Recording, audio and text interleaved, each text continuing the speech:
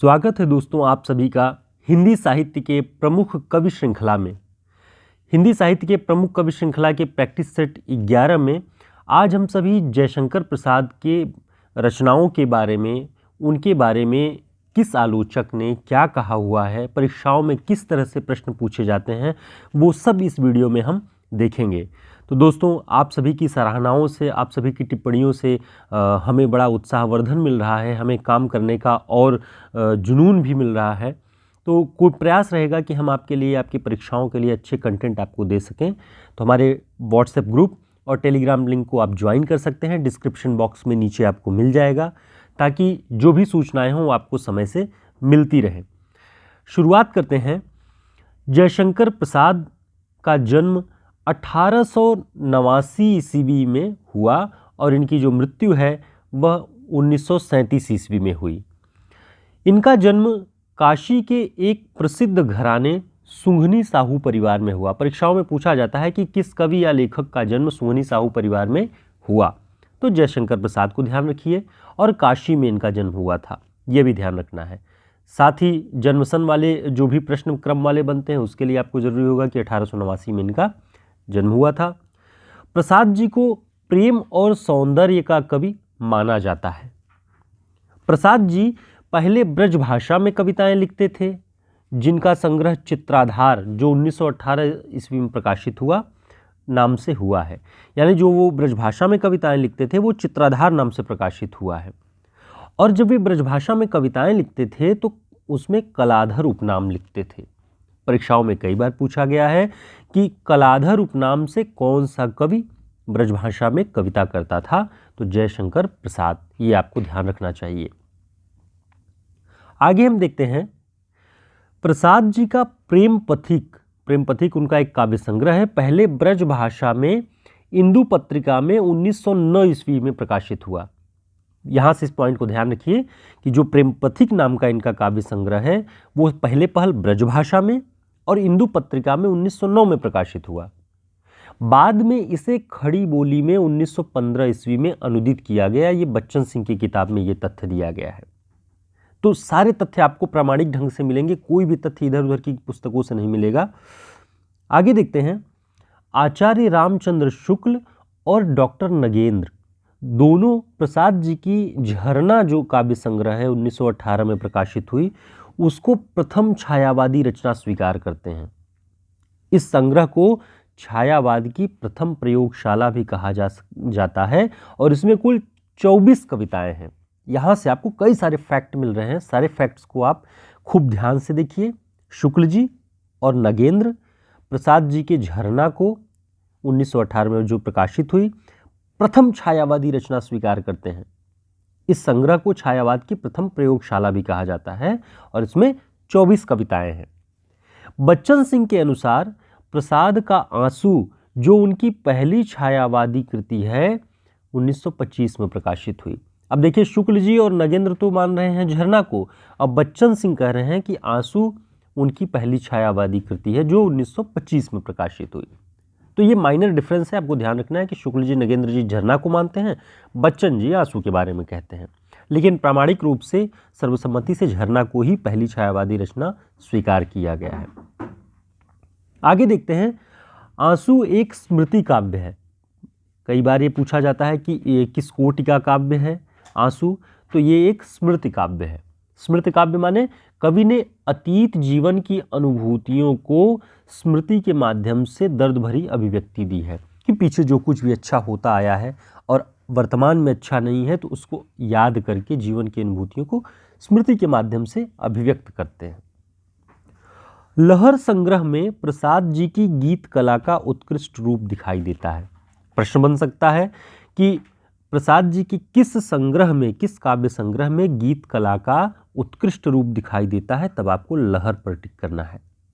इस संग्रह में 2-3 महत्वपूर्ण कविताएं भी हैं। नगेंद्र जी ने उनका नाम लिया है। शेर सिंह का शस्त्र समर्पण, पेशोला की प्रतिध्वनि और प्रलय की छाया, ये तीनों कविताएं प्रसाद जी की हैं जो कि लहर संग्रह में संग्रहित हैं। शेर सिंह का शस्त्र समर्पण, पेशोला की प्रतिध्वनि और प्रलय की छाया, याद रखिएगा। आचार्य शुक्ल जी ने लिखा है कि जयशंकर प्रसाद की पहली विशिष्ट रचना आंसू है, इसलिए कि शुरुआत में वो ब्रजभाषा में कविताएं लिखते थे, फिर उसका हिंदी में अनुवाद होता था, लेकिन जो एक विशिष्टता उनकी कविताओं में आई, शुक्ल जी आंसू से मानते हैं कि ये पहली विशिष्ट रचना उनकी है। ये ध्यान रखिएगा कि शुक्ल जी पहली विशिष्ट रचना किसे मानते हैं? आंसू को। कामायनी प्रसाद जी का जो बहुत प्रसिद्ध एक तरह से महाकाव्य है, 1935 ईस्वी में प्रकाशित हुआ, अंतिम और अन्यतम काव्यकृति है। बच्चन सिंह ने लिखा है कि प्रसाद की अंतिम और अन्यतम काव्यकृति कामायनी है, 1935 ईस्वी। अब कामायनी के बारे में और तथ्य हम देखते हैं।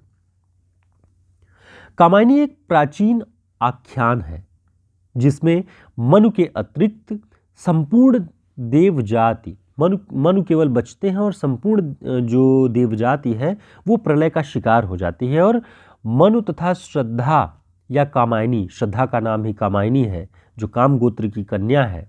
ये प्रश्न पूछा जाता है कि किस गोत्र की कन्या है श्रद्धा, तो काम गोत्र की, और इसीलिए उसका नाम कामायनी है। तो मनु और श्रद्धा के संयोग से मानव सभ्यता का विकास होता है, उसका प्रवर्तन होता है, बाकी संपूर्ण देवता नष्ट हो जाते हैं। तो ये कामायनी के बारे में तथ्य है। आचार्य शांतिप्रिय द्विवेदी कामायनी को छायावाद का उपनिषद कहते हैं। कौन कहता है? आचार्य शांतिप्रिय द्विवेदी। इसे आप ध्यान रखिएगा, नोट कर लीजिएगा। और अगर आप हमारे इन सभी नोट्स को, जो भी हमने अब तक स्पेशल क्लासेस चलाई हुई, अगर आप लेना चाहते हैं तो हमारा जो व्हाट्सएप नंबर है वो डिस्क्रिप्शन बॉक्स में है, वहाँ आप संपर्क कर सकते हैं, और आपको बहुत ही कम प्राइस में हमने बहुत ही छात्रों को की सुविधा की दृष्टि से बहुत कम मूल्य रखा हुआ है। सारे PDF आपको उपलब्ध हो सकते हैं जो कि रिवीजन में आपके बहुत काम आएंगे। कामायनी में बुद्धिवाद के विरोध में हृदय तत्व की प्रतिष्ठा करते हुए प्रसाद जी ने शैव दर्शन के आनंदवाद को जीवन के पूर्ण उत्कर्ष का साधन माना। कामायनी में क्या है? बुद्धिवाद के विरोध में हृदय तत्व की प्रतिष्ठा की गई है और शैव दर्शन के आनंदवाद को जीवन के पूर्ण उत्कर्ष का साधन माना गया है। इसीलिए कामायनी के जब 15 सर्ग के बारे में, कुल 15 सर्ग हैं, और 15 सर्गों के नाम आप देखेंगे तो चिंता से शुरुआत होती है कामायनी के सर्ग की, और आनंद पे जाके खत्म होती है। तो वही आनंद जीवन का पूर्ण उत्कर्ष का साधन है। ठीक।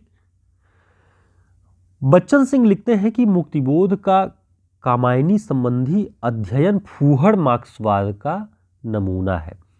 अगर यह पंक्ति कभी पूछ ले कि यह पंक्ति किसकी है, कि मुक्तिबोध का कामायनी संबंधी अध्ययन फूहड़ मार्क्सवाद का नमूना है, तो बच्चन सिंह लिखते हैं। ये हमने बताया कि कामायनी में कुल 15 सर्ग हैं, आपको ध्यान रखना है।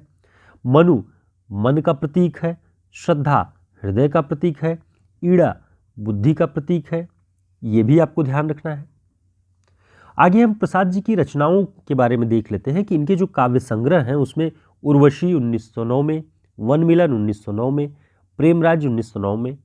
तो 3 रचनाएं 1909 में, उर्वशी, वन मिलन, प्रेमराज।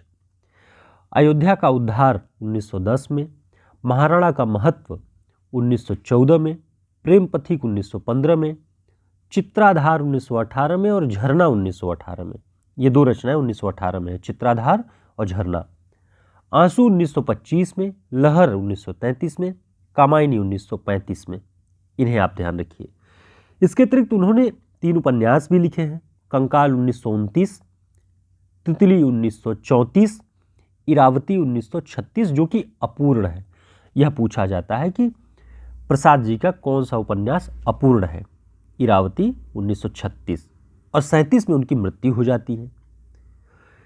उन्होंने एक निबंध संग्रह भी लिखा हुआ है जो बहुत प्रसिद्ध है, काव्य और कला तथा अन्य निबंध। इसे आप ध्यान रखिएगा कि प्रसाद जी का कौन सा निबंध संग्रह है, काव्य और कला तथा अन्य निबंध। ये प्रसाद जी के निबंध संग्रह है। तो ये आप देख रहे थे जयशंकर प्रसाद जी पर आधारित यह वीडियो। सारे तथ्य हम बच्चन सिंह, आचार्य रामचंद्र शुक्ल और नगेंद्र की किताब से आपके लिए लेकर के आए थे।